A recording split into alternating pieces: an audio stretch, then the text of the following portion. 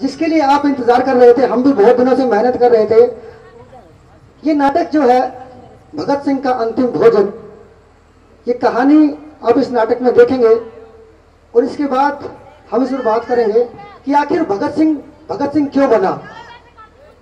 तो लीजिए जोरदार तालियों के साथ आपके सामने प्रस्तुत है नाटक भगत सिंह का अंतिम भोजन।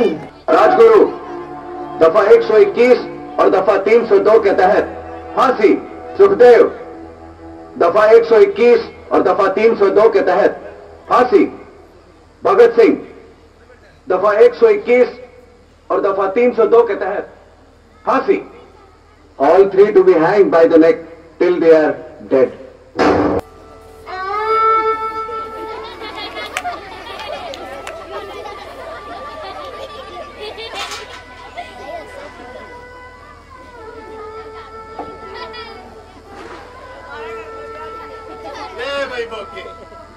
बड़े साहब का हुक्म है ये तीनों कोठरियां अच्छे तरीके से साफ करना, मजाल है कहीं गर्द रह जाए है? सुना है इनमें कोई खास कैदी रहेंगे। अरे कैसा रहना साहब, ये कोठरियां नहीं काल कोठरियां हैं, काल कोठरियां। यहाँ आने वाले को पता है कि कुछ ही दिनों का मेहमान हूँ और फिर अच्छी हो या बुरी दिन तो काटने ही है। बड़े साहब का हुक्म है तो कर रहे हैं। तो कहते हैं ना फौजी तू तो लड़ेगा और तेरा काम ही क्या है। अरे बोगे बातें ही बनाता रहेगा कि कुछ काम धाम भी करेगा। अरे फिक्र ना करो साहब, चमका दूंगा। तो बस एक बात बताओ साहब, इनमें कितने ही आए और चले गए, लेकिन आज से पहले तो ऐसी भगदड़ कभी मची नहीं। आज क्या हो गया? अरे जानता भी है इन कोठरियों में कौन आने वाला है। कौन आएगा? सरदार भगत सिंह और उनके साथी राजगुरु और सुखदेव। अंग्रेजों की अदालत ने एक तरफा फैसला कर दिया और इन्होंने बायकाट कर दिया। कहते हैं अंग्रेजों की अदालत में इंसाफ कहाँ। हाँ तो यहाँ मिलेगा इंसाफ। अरे इंसाफ नहीं मिलेगा, इंसाफ नहीं मिलेगा यहाँ। वो मुझे पता नहीं, अगर एक बात पर अड़ गए ना तो समझो अड़ गए। कहेंगे पानी साफ क्यों नहीं है, कोठरियां साफ क्यों नहीं है, अखबार कहाँ है, बुक कहाँ है हमारी। तो बड़े होते हैं। अरे ऊँची नहीं है, बुखार भी है भाई। हाँ जानता है सैंडर्स के साथ क्या किया था? अरे लाला लाजपत राय नहीं मर गए थे डिप्टी साहब के बच्चों से। हाँ कहते थे बदला लेंगे और ले लिया। कहाँ से गोली मारी थी भाई? वाह भाई वाह, शेर के बच्चों। कहाँ से गोली मार दी? अरे वो नौकरी में नहीं रहना क्या, काम कर ले, खान साहब आते ही होंगे। अरे कर रहा हूँ साहब, कर रहा हूँ। मरवाएगा। वैसे काम तो मर्दों वाला किया था। इन साहब का ही पता नहीं चलता, कोई बात हो न चीज 24 घंटे परेशान। भगत सिंह सरदारनिया,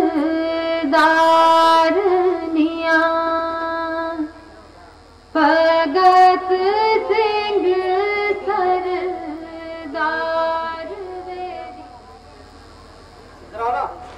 नहीं यार।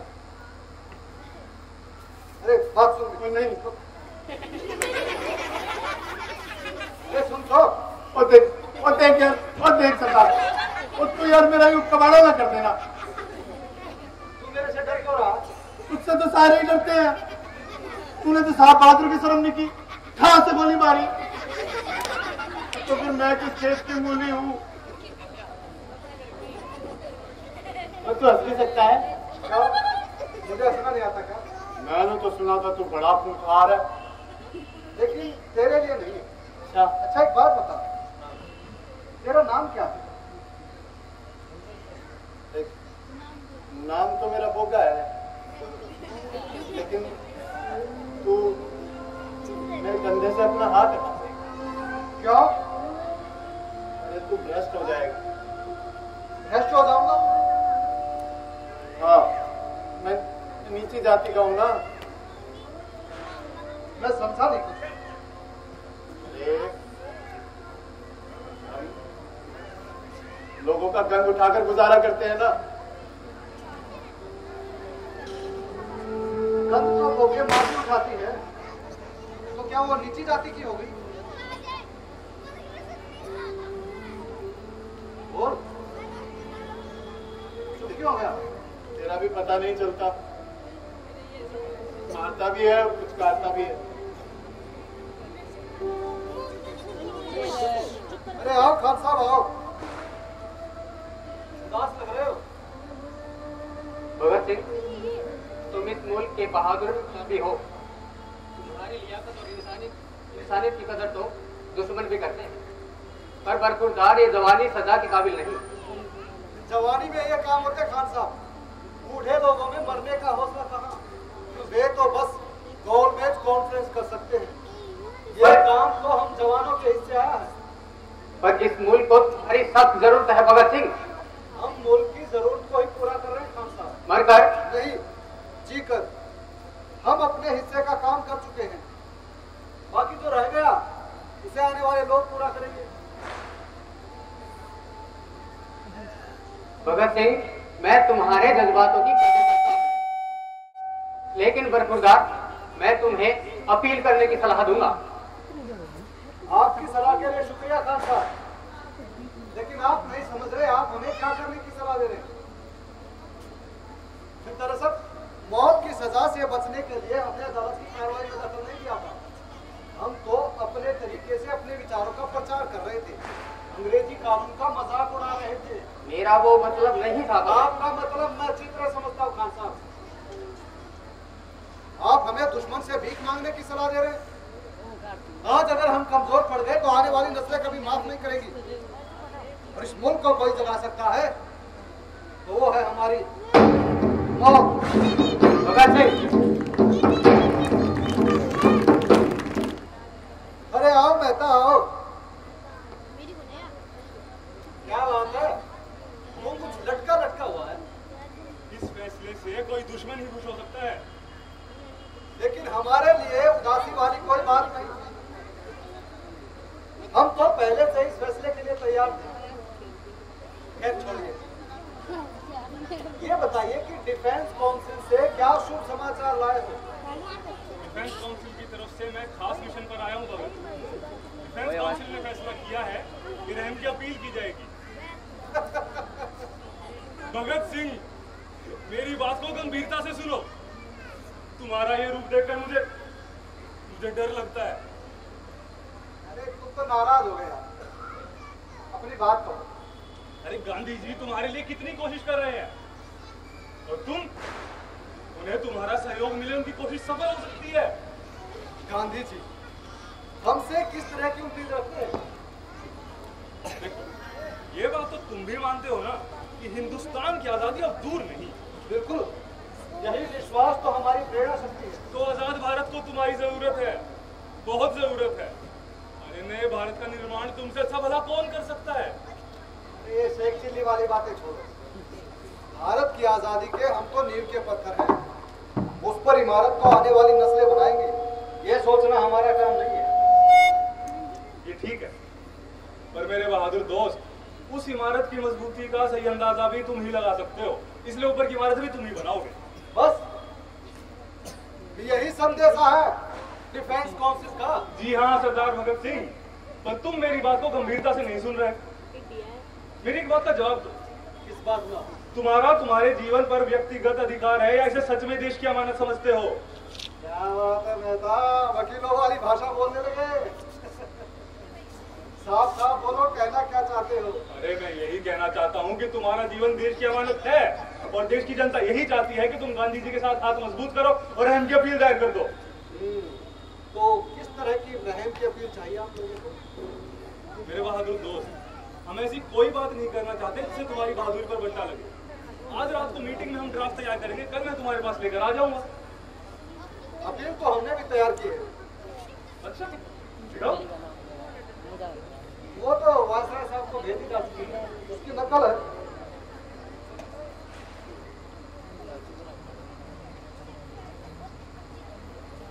अच्छा, हमारे खिलाफ मारने का बड़ा इल्जाम ये लगाया गया है कि हमने जॉर्ज पंचम के मेहता, तुम तो वकीलों की तरह पढ़ने लगे। हमारे खिलाफ ये था, हमारी अपील कुछ इस तरह से पड़ी जाएगी। हम कहना चाहते हैं कि युद्ध छिड़ा हुआ है और ये तब तक जारी रहेगा जब तक शक्तिशाली भारतीय जनता और मेहनत कश आवाम का उसके संपत्ति साधनों पर अधिकार न हो जाए। फिर चाहे वो अंग्रेज पूंजीपति हो या भारतीय पूंजीपति, जिन्होंने मिलकर भारतीय जनता का खून चूस रखा। ये अपील और भाषण में फर्क होता है सरदार भगत सिंह। तो आप अपील वाला हिस्सा सुनना चाहते हैं? सुनिए, हम आपसे प्रार्थना करते हैं कि आपकी सरकार की अदालत के फैसले के अनुसार हमारे खिलाफ युद्ध जारी रखने का दोष है। इस हालत में हम युद्धबंदी हुए, इस आधार पर हमारे साथ युद्धबंदियों वाला व्यवहार किया जाए और हमें फांसी तोड़ने की बजाय गोली से उड़ा दिया जाए।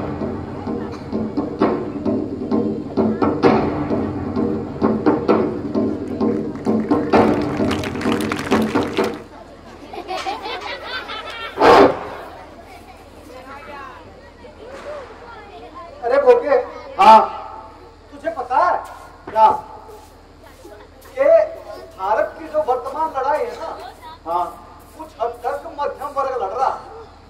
और जहां तक करोड़ों भारतीयों की बात है, जिनमें तुम भी शामिल हो और ये लोग भी, इसमें उनका भला नहीं है। तो मैंने तुझे कितनी बार कहा भगत, ये मुझे ना ये मोटी मोटी बातें समझ नहीं आती। अगर मुझसे बात करनी है तो स्पष्ट बोला कर। वो क्या है ना, मेरा दिमाग थोड़ा मोटा है। अच्छा तो सुन, हाँ, हमारे जो नेता लोग हैं ना, वो सेठ साहूकारों के साथ मिलकर और जो बड़े दुकानदार है ना, उनके साथ मिलकर अंग्रेजों पर दबाव डालकर अपने लिए कुछ सुविधाएं हासिल करना चाहते हैं बस। लेकिन जहां तक करोड़ों भारतीयों की बात है, मजदूर वर्ग और तुम भी शामिल हो, ये लोग भी, उनका भला इसमें नहीं है। उन्हें अपने भले के लिए संगठित होना पड़ेगा, अपनी लड़ाई खुद लड़नी पड़ेगी।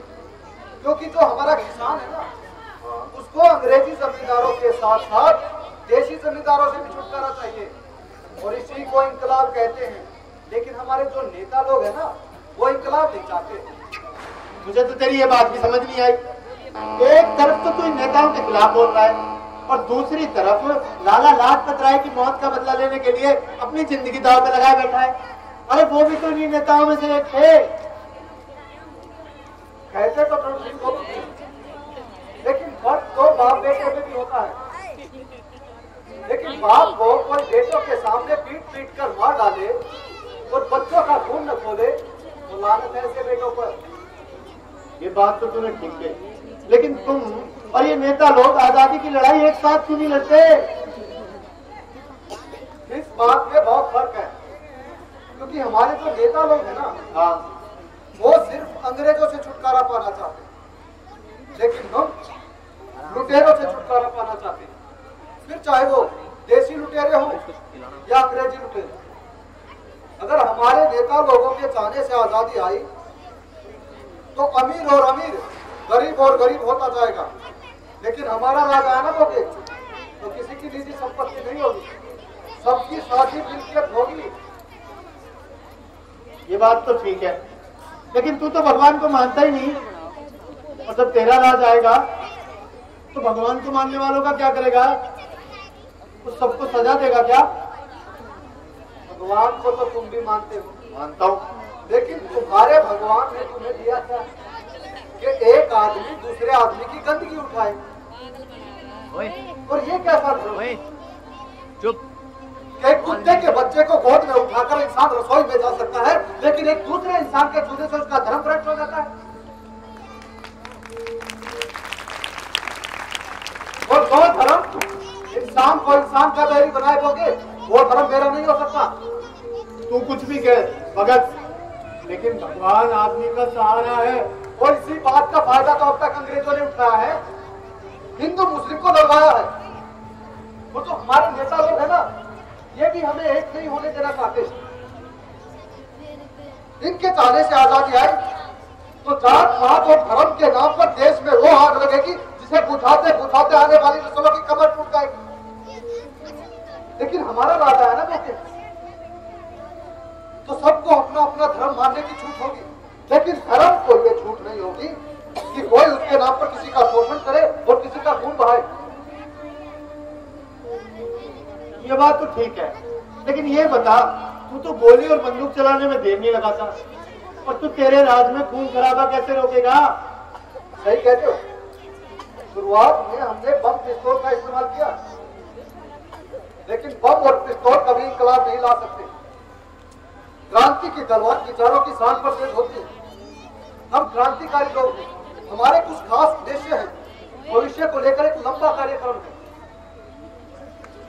खेल की काल पोटरी मराकर ना भगत, सब ऐसे ही बोलते हैं कि खून खराबा नहीं चाहते, लेकिन हमारे लिए सच्चाई नहीं है। हम एक ऐसा राज चाहते हैं जहां जात पात और धर्म के नाम पर बंटवारा ना हो, सबको जीने के समान अवसर मिले, इंसान इंसान का शोषण न करे, कोई ऊंच कोई नीच कुछ न रहे। क्यों बेबे, मैंने तुझे कितनी बार कहा है मुझे बेबे बेबे ना कहा कर। वो क्यों ना कहूं तुझे बेबे?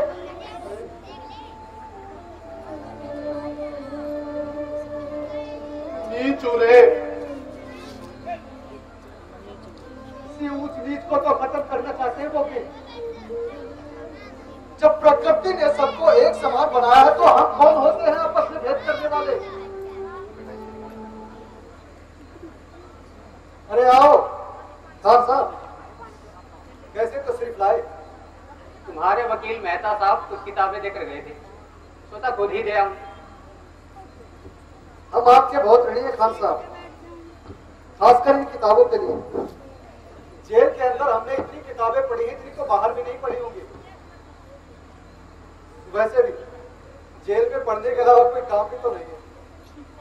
भगत सिंह, तुम इन किताबों को पढ़ते भी हो या ऐसे ही देखकर वापस कर देते हो? आपको कोई शक है?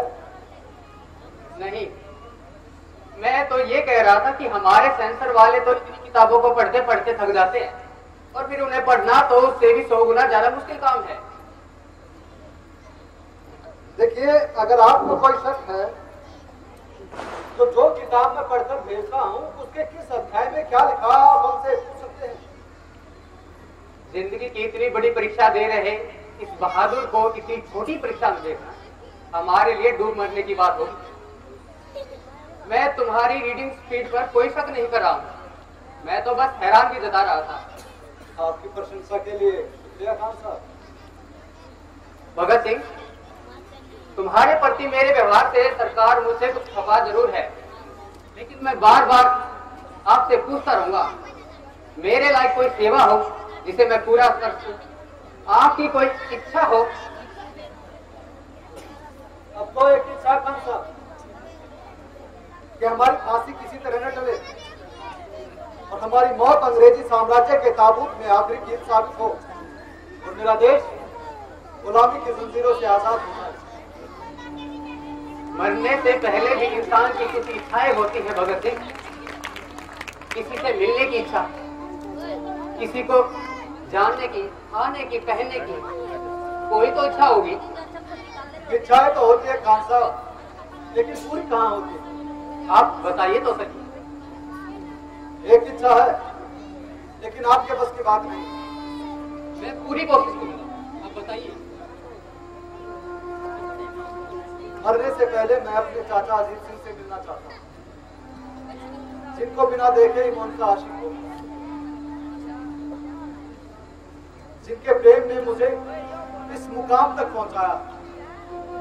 कर सकते हैं आप ऐसा? और कोई इच्छा? अभी आपने खाने पीने की बात की थी। वैसे तो मुझे रसगुल्ले बहुत पसंद है और समय समय पर मेरे दोस्त भेजते भी रहते हैं। हाँ, मरने से पहले मैं अपने बेटे के हाथों की बनी हुई रोटियां खाना चाहूंगा। इसका प्रबंध तो मैं आज ही किए देता हूँ, आपके गांव में संदेश भिजवा देता हूँ। इसकी कोई जरूरत नहीं खान साहब, क्योंकि मेरी बेबे रोज मुझसे मिलने यहाँ आती है। हैरान मत होइए, वो अपना बोका है ना तो सफाई करता है, बस वही है मेरे बेटे। कितनी बार कहा कि वो के अपने हाथों की बनी हुई रोटियां खिला दे, लेकिन आप तो जानते हैं कि जेल में बिना जेल अधिकारियों की मर्जी के कोई भी सामान अंदर नहीं आ सकता। तुम्हारी कोई रीस नहीं भगत सिंह, लेकिन मुझे एक शिकायत रही, तुमने कभी मेरी बात नहीं मानी। आपके जज्बातों की कदर करता हूँ, लेकिन मेरा मानना है कि दुख तकलीफ इंसान को संपूर्ण बनाते हैं, और इस वक्त इस मुल्क की जरूरत हमारी मौत है।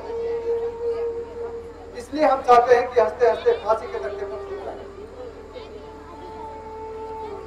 मुझे याद नहीं भगत सिंह, कभी भी किसी की भी मौत पर मैं इतना दुखी हुआ हूँगा जितना इस कोठरी में तुमसे मिलकर जाने के बाद होता। खैर, तुम्हारी सलामती की दुआ करती हूँ।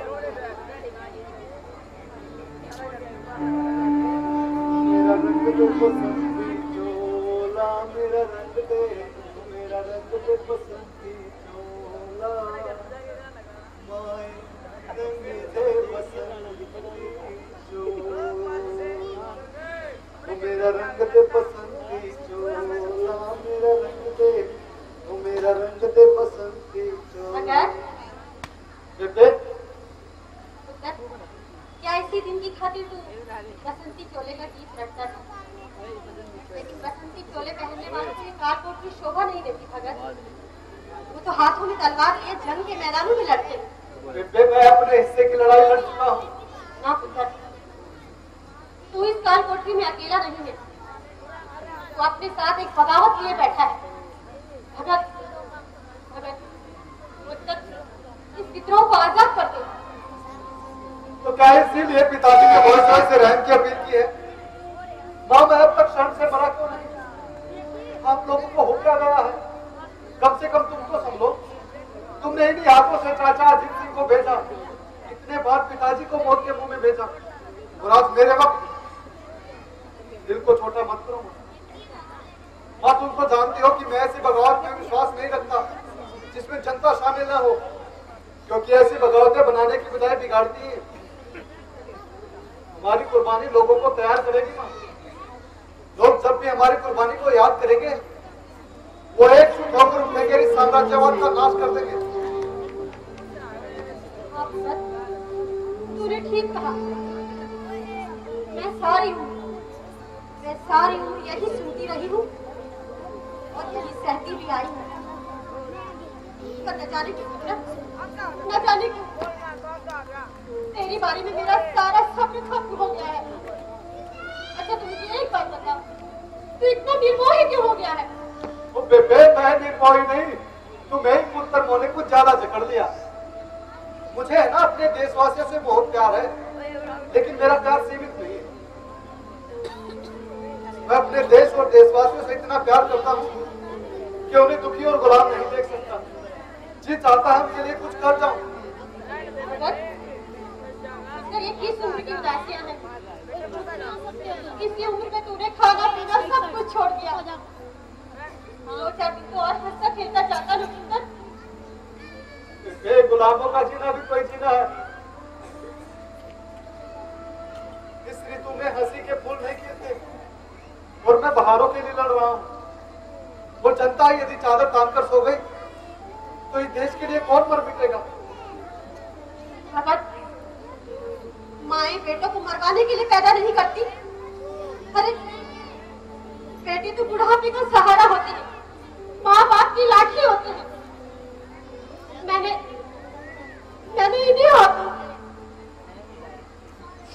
इन्हीं हाथों से तुझे पाल पोसकर बड़ा किया है भगत, और आज किस मुंह से कह दूं कि तू जा। याद कर उन्हें जिन्होंने देश के ऊपर 4-4 पुत्र मार दिए, तो तुम एक नहीं मार सकती। हाँ, अपने बेटे को आशीर्वाद दे। तेरा बेटा तेरे कोप की लात रखने जा रहा, हंसकर विदा कर मां। लेकिन भगत, मुझे बता पुत्र, मुझे समझा कि मैं आज को कैसे रोऊं, इनका क्या करूं, बता मुझे। अपने दिल को सख्त करो मां। तुम रोगी तो हो सकता है मैं भी रो दूं, और मैं रोने लगा तो लोग क्या कहेंगे कि मौत को सामने देखकर भगत सिंह रो रहा था। तुम यही चाहती हो मां? ना पुत्र, बिल्कुल नहीं। देख, बस मैं बिल्कुल नहीं रोऊंगी। ना पुत्र, ये बस और बात करना, कोई दूसरी बात। एक खुशी की बात बताऊं बेटे? हाँ? मेरा वजन है ना बढ़ गया, मोटा हो गया हूं मैं। मुझे उससे क्या लेना है? मगर कोई दूसरी बात करना पुत्र, कुछ और बात। चाचा अजीत सिंह मुड़ के आए ना, तो उन्हें कहना कि उनका भगत उनके दिखाए रास्ते पर चल पड़ा था और मौत को सामने देखकर जरा भी नहीं डरा।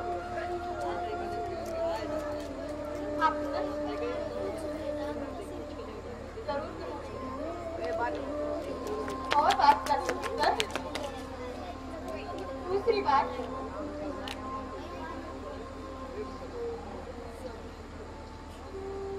माँ मेरी आपसे हाथ जोड़कर अंतिम प्रार्थना है। हाँ बोलना पुत्र। इसे पूरी कर देना। हाँ हाँ जरूर। मेरी लाश लेने तुम बताना। क्या? क्यों? हो सकता है कि लाशों को देखकर रोने लगो। सवेरे सवेरे क्यों मौत मौत कर रहा है? अरे मैंने सुना है सरकार का गांधी जी के साथ समझौता हो गया है, जेलों से सत्याग्रही छोड़े जा रहे हैं, तेरी फांसी भी टल जाएगी। लेकिन हम नहीं चाहते कि हमारी फांसी टले। काल कोठरियों में बहुत से ऐसे कैदी हैं तो दिन रात ये प्रार्थना करते हैं कि उनकी फांसी किसी तरीके से टल जाए, और तू अरे जिंदगी से इतना निर्मोही क्यों हो गया तू? तुम ठीक कहते हो, लेकिन हम फांसी के तख्ते पर झूमकर सारी दुनिया को ये दिखा देना चाहते हैं कि कैसे क्रांतिकारी हंसते हंसते अपने उद्देश्य के लिए मौत को गले लगा लेते हैं। पता है भगत, जब मुझे कल ये पता चला ना कि तेरी फांसी टल जाएगी, तो मैंने ये बात अपने घर कही। और रब की कसम, तो मेरे बच्चे की कसम, मेरी माँ खुशी से झूमने लगी, कहने लगी मेरा भगत बच जाएगा। तो यहाँ इस कोठरी में बैठा है, बाहर सब बच्चे बूढ़े सब तेरी जिंदगी की सलामती की दुआ कर रहे हैं। अरे एक अपील कर देगा तो तेरा क्या घटता है?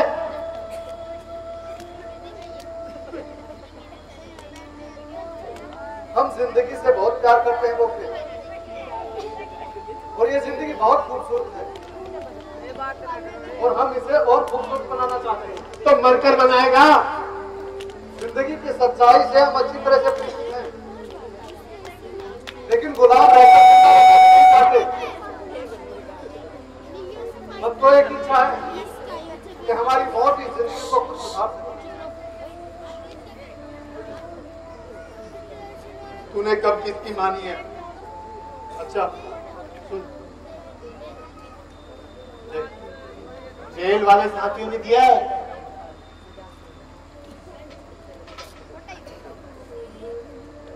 क्या लिखा है? क्या लिखा है? कुछ नहीं। और तू बता, ऐसे कुछ ना कुछ तो लिखा है। मेरे साथियों ने लिखा, अगर मैं चाहूं तो मुझे बचाया जा सकता है। वो देखा, वो मैं कह रहा था ना। अरे एक अपील कर दे तू, सब तेरी सलामती की दुआ कर रहे हैं। उन्हें मेरा पैगाम देना बोगे कि जिंदगी जीने की कुदरती इच्छा मेरे मन में भी है और मैं इसे छुपाना नहीं चाहता, लेकिन कैदी होकर जीना भी नहीं चाहता। मेरा नाम हिंदुस्तानी इनकलाबी नारे का निशान बन चुका है। पार्टी के आदर्शों और कुर्बानियों ने मुझे इतना ऊंचा कर दिया है कि जिंदा रहने की हालत में मैं इससे ऊंचा नहीं जा सकता। आज अगर मैं फांसी के तख्ते से बच गया तो इनकलाब का निशान मध्यम पड़ जाएगा। और हंसते हंसते अगर फांसी को गले लगा लिया तो दुनिया की तमाम माएं चाहेंगी कि उनका बेटा भगत सिंह जैसा पैदा हो। देश के लिए कुर्बानी देने वालों की संख्या इतनी बढ़ जाएगी कि अंग्रेजी साम्राज्य की तमाम शैतानी ताकतों के बावजूद उनके बस की बात नहीं रहेगी। तो मैं समझ गया, तेरी सारी बात समझ गया, लेकिन मैं बोल के नहीं बता सकता। तू इस कागज पे लिख दे, हैं? तब तक मैं सफाई कर लेता। और तूने अच्छी बात की भगत, सारी बात साहब बहादुर को बता दी। कौन सी बात? अरे वही बेबे वाली। बेवाली? हाँ, साहब बहादुर कह रहे थे कि भगत तेरे हाथ की पकी रोटियां खाना चाहता है। अरे मैंने तुझे कितनी बार कहा है, मेरे ये हाथ इस काबिल नहीं है जिनकी पकी तू रोटियां खाए। क्या हुआ तेरे हाथ? बार बार वही बात, कितनी बार बताऊं? जब तेरा राज आएगा ना सरदार, तो मेरे ये हाथ बहुत कुछ करेंगे। ये हाथ जब तक इन हाथों के साथ नहीं आएंगे तो राज कैसे आएगा बोके?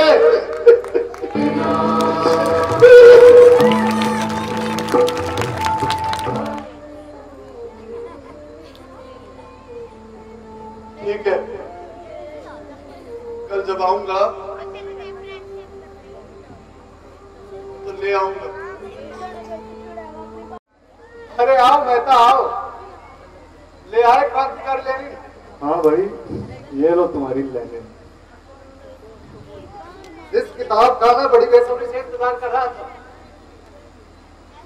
भगत, पता है वक्त बहुत कम रह गया है और तुम लेनिन पढ़ने को बहुत बेताब हो, पर क्या तुम मुझे कुछ बातें करने की इजाजत नहीं दोगे? जो कुछ पूछना जल्दी जल्दी पूछो मेहता, क्योंकि आज का वक्त मैं क्रांतिकारी लेनिन के साथ बिताना चाहता हूँ। ठीक है, तुम अपने उद्देश्य में कहाँ तक सफल हो सके भगत? देश और इंसानियत की सेवा करने की जो इच्छा मेरे मन में थी, उसका 1000वां हिस्सा भी पूरा नहीं कर पाया। जिंदा रहता तो इसे पूरा करने का मौका मिलता। इसके सिवाय कोई भी लालच फांसी से बचने के लिए मेरे मन में नहीं आती। हाँ, जिन साथियों ने मेरे बचने में दिलचस्पी दिखाई है, उनको धन्यवाद कहना। उनसे कहना कि मैं तमाम बंधनों से छुटकारा पा जाऊंगा और तुम लोगों को बहुत लंबा सफर तय करना। और मुझे यकीन है कि तुम थक कर नहीं बैठोगे। देश के लिए कोई आखिरी संदेश? तमाम पाबंदियों के बावजूद हमने इंकलाब की आवाज को बुलंद किया है। फांसी के सपने पर भी हम यही आवाज लगाते जाएंगे। हमारा उद्देश्य ऐसा इंकलाब जहां इंसान इंसान का शोषण न करे, जहां जात पात और धर्म के नाम पर बंटवारा न हो। देश के नाम यही संदेश है, साम्राज्यवाद मुर्दाबाद, इंकलाब जिंदाबाद।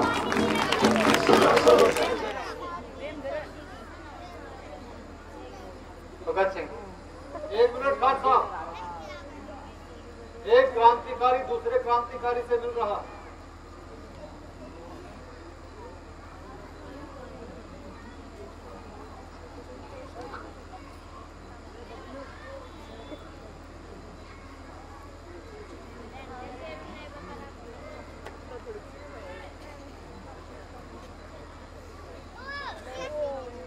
जी फरमाइए। फांसी का वक्त हो गया भगत सिंह। लेकिन फांसी का वक्त तो सुबह का है ना? अंग्रेजों के राज का कोई वक्त नहीं होता भगत सिंह। होगा, एक दिन जरूर होगा। चलिए। भगत सिंह,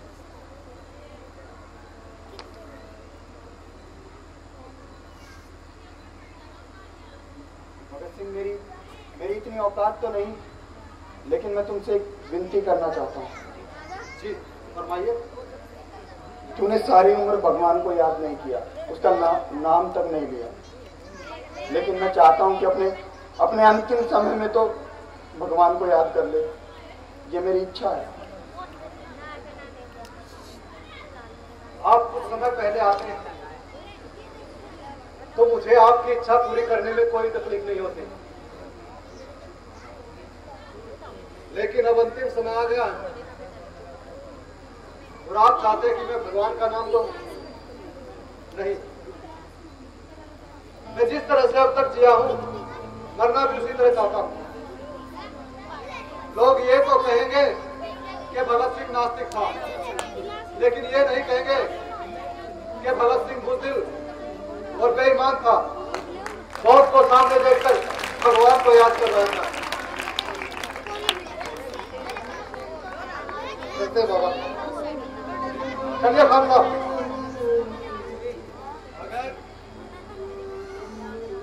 भगत किसे ढूंढ रहा है? भगत कहाँ गया? मैं रोटियां लेकर आया हूँ और खुद पता नहीं कहाँ गया। तू लेट हो गया होगे। भगत सिंह चला गया। हाँ, चला गया भगत सिंह। तू लेट हो गया रे, तू लेट हो गया।